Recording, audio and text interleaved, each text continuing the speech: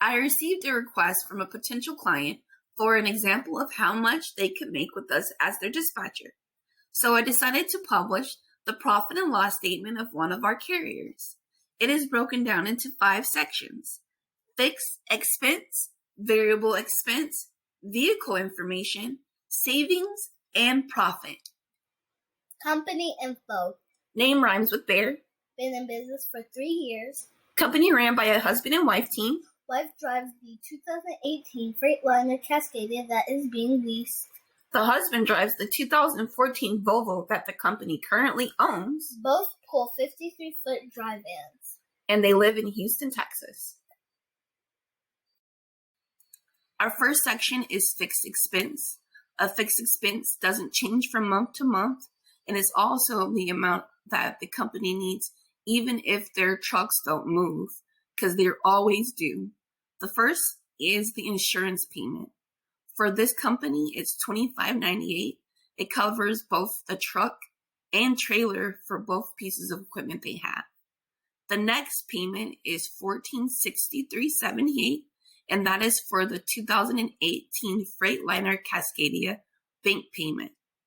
The next 2 payments are $829.72 and $934.90, and those are currently being purchased through the tractor trailer rental company that they're working with, and they've only got a couple more payments left on that.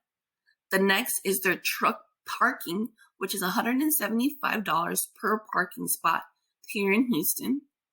The next is $75 a piece for their cell phone bills.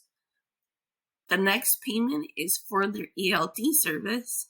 They have dash cams and the Wi-Fi enabled ELD units for both vehicles. The next payment is for their bank fees, which would come up to $65 a month.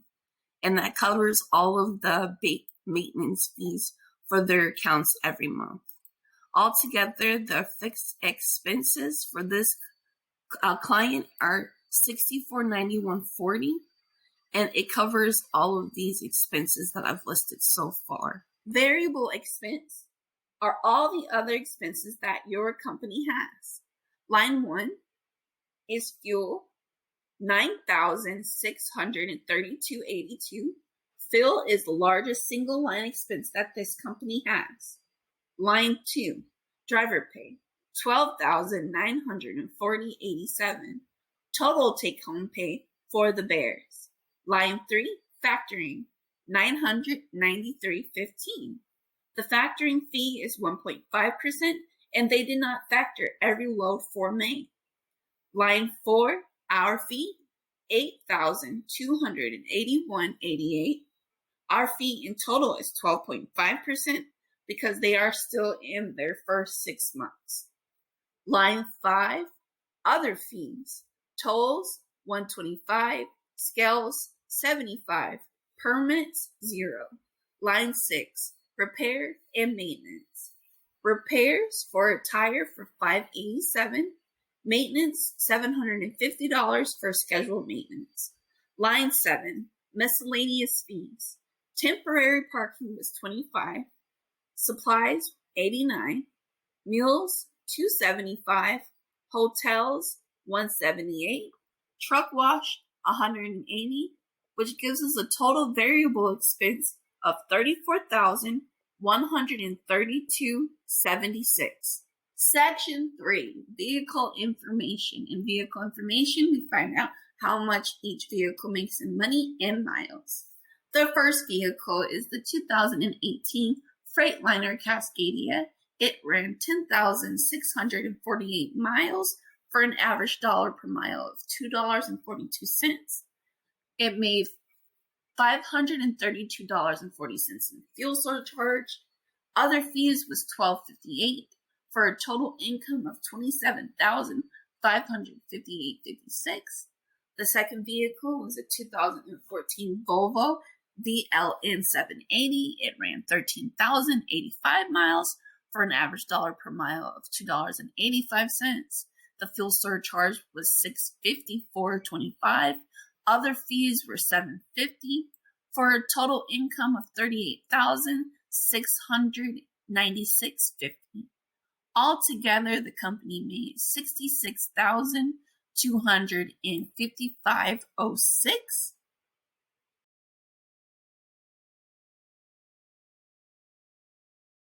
Section 4, Savings. In the growth period of any business, it's a good idea to save as much as you possibly can. And for this company, that's exactly what they did. For the month of May, they made $25,630.90. And they broke down their savings as following: 15% for a new truck, 25% for repairs, 15% for a rainy day, 20% for their insurance for the future, and 25% for general savings.